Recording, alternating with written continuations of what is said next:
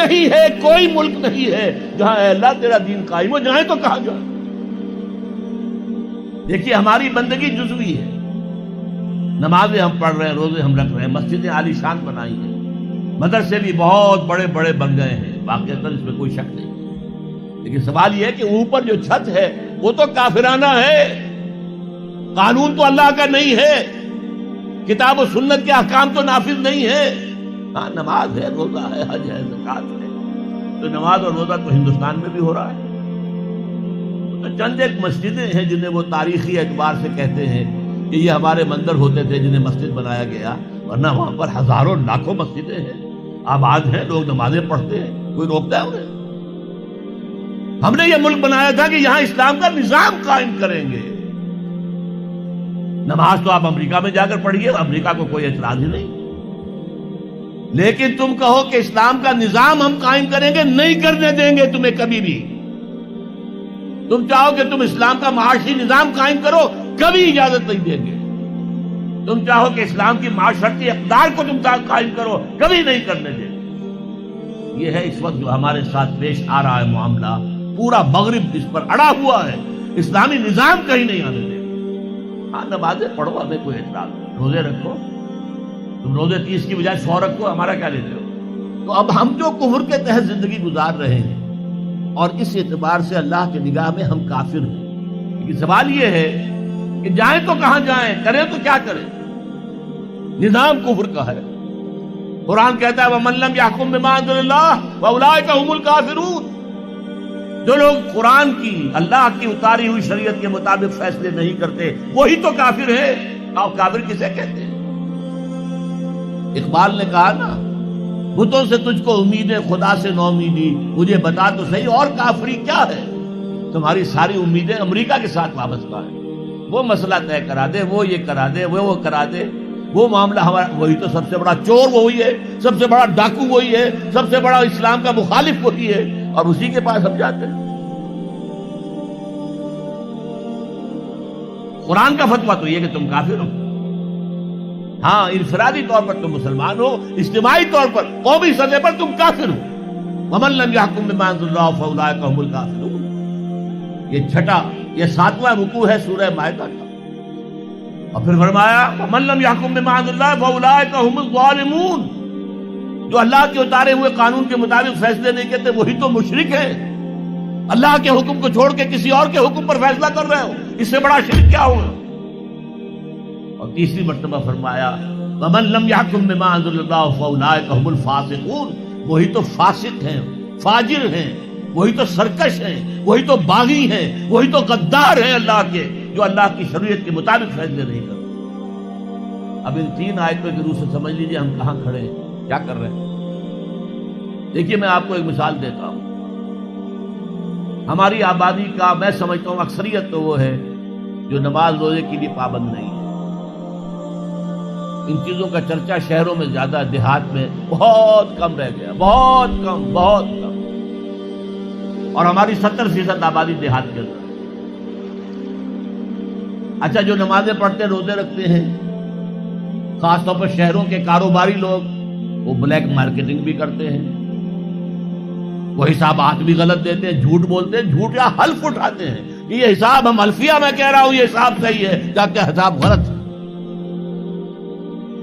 سودی کاروبار کرتے ہیں، اپنے کاروبار کو بڑھانے کے لیے سود کا قرضہ لیا ہے، سودی قرضہ لیا بینک سے، اپنی بلڈنگ بنانے کے لیے بہت بڑی قرضہ لیا ہے بینک سے، تو ان کی عبادت کیا ہوئی؟ وہ اس آیت کے ذیل میں آ گئے کہ نہیں؟ افتؤمنون ببعض الکتاب وتکفرون ببعض فما جزاء من يفعل ذلك منكم الا خزي في الحياة الدنيا ويوم القيامة يردون الى اشد العذاب وما الله بغافل عما تعملون۔ لیکن میں ان کو بھی چھوڑتا ہوں۔ فرض کیجئے ایک شخص ہے، نماز پڑھتا ہے پوری 5 وقتہ مسجد میں، رمضان کے روزے رکھتا ہے، اور بھی اللہ توفیق دیتا ہے، ایام 20 کے روزے رکھ لیتا ہے، یا ہفتے میں 2 روزے رکھتا ہے، سوموار کے اور جمعرات کے وغیرہ، زکوٰۃ دیتا ہے، کاروبار بھی سارے حلال کر رہا ہے، حرام نہیں کر رہا، سود میں بھی براہ راست ملوث نہیں ہے، نہ پیسہ سود کے اوپر بینک میں رکھ کر سود کھایا، نہ سود پر قرضہ لے کر کوئی اپنا کاروبار بڑھایا، نہ کوئی اپنا کارخانہ لگایا، نہ کوئی اپنی بلڈنگ اونچی بنائی۔ پردہ بھی اس نے اپنے گھر میں بالکل شرعی نافذ کر دیا۔ وہ اس پورے اسلام پر کاربند ہے جس میں وہ کاربند ہو سکتا ہے اس وقت، لیکن وہ اس قوم کا فرد ہے جو قوم اللہ کے فتوے کے مطابق کافر قوم ہے، جو اللہ کے فتوے کے مطابق مشرک قوم ہے، جو اللہ کے فیصلے کے مطابق فاسق و فاجر قوم ہے۔ قوم کے فرد تو ہم اسی کے ہیں۔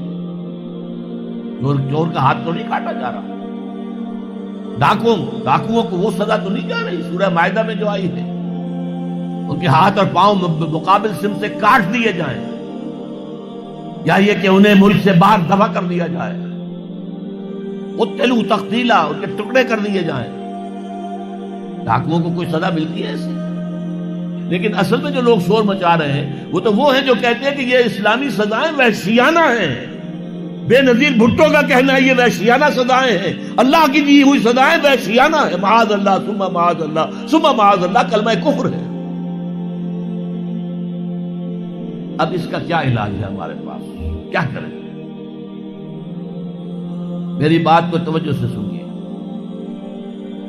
اس نظام باطل کو ذہناً تسلیم مت کرو، اس نظام باطل کی خدمت مت کرو، don't reconcile with it, don't serve it, don't support it. اس نظام کے تحت پھلنے پھولنے دولت مند بننے کی کوشش مت کرو، بلکہ اپنی زندگی کو سکیڑو، اپنی ضروریات کو کم کرو، اپنے آپ کو ذرا آزاد کرو، اپنا وقت، تاکہ اس وقت کو تم لگا دو اس نظام کے خلاف جد و جہد میں۔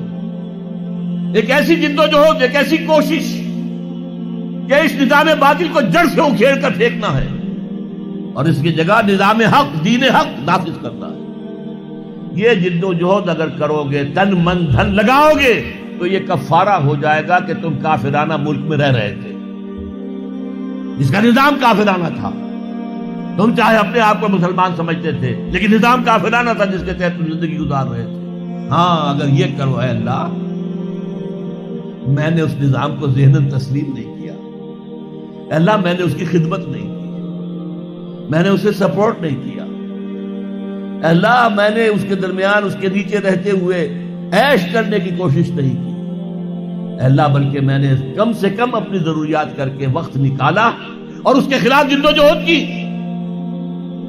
اس نظام کو اکھاڑ کر پھینکنے کے لیے کوشش کی اور تیرا نظام لانے کی جد و جہد کی۔ لا نہیں سکے تو اے اللہ ہم کیا کریں؟ ہمارے اختیار میں تو نہیں ہے، وہ آئے گا تو اسی وقت جب تیری مرضی ہوگی، تیرا منشا ہوگا، لیکن ہم نے اپنی زندگی لگا دی۔ اگر تو یہ ہے تو کفارہ ہو گیا۔